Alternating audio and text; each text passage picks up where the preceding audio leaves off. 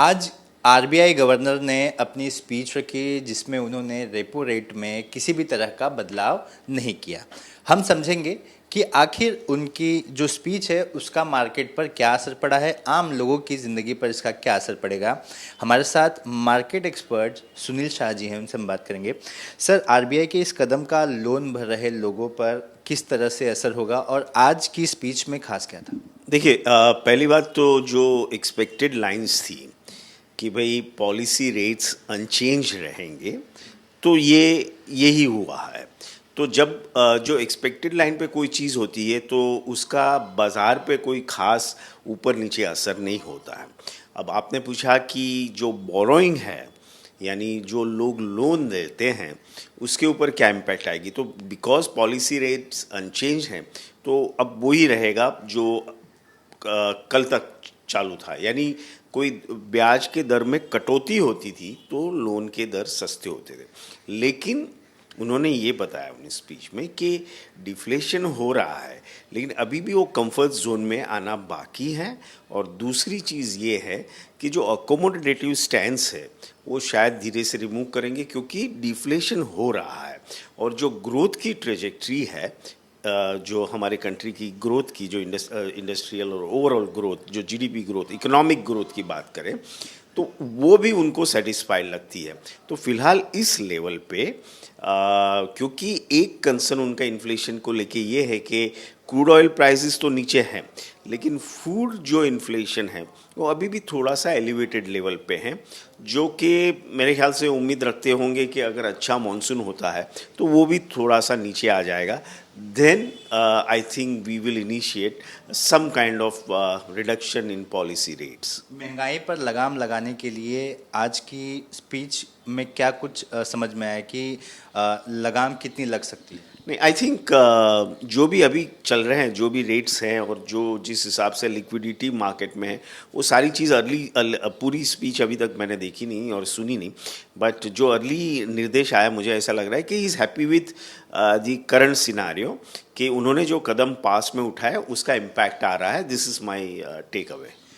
European central bank ने ब्याज दरों में 0.25 की कटौती की। यूएस फेड की तरफ से ऐसे ही कदम उठाने की उम्मीद है क्या आपको, और जो कटौती की है उसका क्या असर पड़ेगा? देखिए, दिस इज़ एन इंडिकेशन के एक यूरोपियन और एक सेंट्रल बैंक ने कटौती की है। तो ये शुरुआत हुई है, क्योंकि हमने देखा कि कोविड के बाद लगातार जो ब्याज के दरों में हर दुनिया की लीडिंग सेंट्रल बैंक ने बढ़ोतरी की, उसमें अभी ट्रेंड रिवर्सल कह सकते हैं शायद आ रहा है। बट जहाँ तक यूएस का सवाल है तो वो डिले होते दिखाई दे रहा है, और हमने ये देखा कि अल्टीमेटली कहते हैं कि शायद नेक्स्ट क्वार्टर में फेड रेट घटाना शुरू करे और उसकी इम्पैक्ट पॉजिटिव आएगी। ओवरऑल कंजम्पशन दुनिया के जो है, जो ग्रोथ है, ओवरऑल वर्ल्ड ग्रोथ, उसके ऊपर पॉजिटिव आएगी। इंडिया पर क्या इसका असर है आम लोगों पर? सर, आम लोगों पर तो क्या है कि अगर वहाँ कटौती होती है और हमारे यहाँ भी अगर जब भी कंफर्ट जोन में आ जाएगा इन्फ्लेशन, और फिर से उन्होंने ग्रोथ को ज़्यादा महत्व देंगे, तो और वो ग्रोथ के लिए लिक्विडिटी भी प्रोवाइड करेंगे, जबकि inflation is not a concern, तो ये सब चीज़ें हो सकती हैं। तो वो कटौती करेंगे तो उसका ज़ाहिर इम्पैक्ट आएगा कि लोग कंजम्पशन लोगों का बढ़ेगा, बोरोइंग बढ़ेगी लोगों की, लोग अपने एसेट्स खरीदने के लिए या और कोई चीज़ के लिए स्पेंड करने के लिए बोरो ज़्यादा करेंगे, अगर वो ऋण सस्ता होता है तो।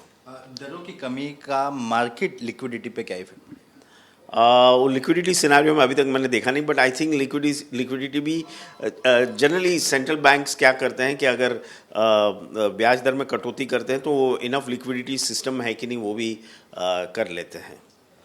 एक आखिरी सवाल, फिनेंशियल ईयर 2025 में महंगाई की दर 4.25 रहने का अनुमान लगाया है। हाँ, वही तो। अब 5 के नीचे जैसे जैसे आते जाएगा वो कंफर्ट जोन में, तब जाके वो रेट कटौती का अनाउंसमेंट होगा। मतलब कुल मिलाकर अच्छी खबर है देश की। मेरे ख्याल से it's balance on expected line. तो आपने सुना, देश के लिए एक अच्छी खबर है मार्केट में कि रेपो रेट में कोई बदलाव नहीं किया गया है। इसका अर्थ ये है कि फिलहाल जो लोन का अमाउंट आप भर रहे थे वैसे ही भरना होगा आपको।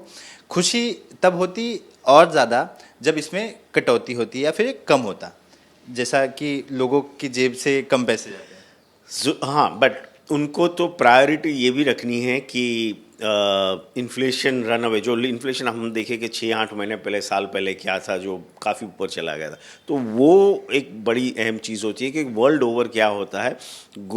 हमेशा हमने देखा है कि जब इन्फ्लेशन बढ़ जाता है, सेंट्रल बैंकर्स का जॉब ये है कि इन्फ्लेशन और ग्रोथ को बरोबर बैलेंस करे। जहाँ पे जो प्रायोरिटी फिलहाल पिछले कई वक्त से हमने देखा प्रायोरिटी इन्फ्लेशन थी, तो अब जैसे जैसे वो कंट्रोल में आएगा तो आप देखोगे कि रेट में कटौती आना शुरू हो गई। धन्यवाद। Thank you.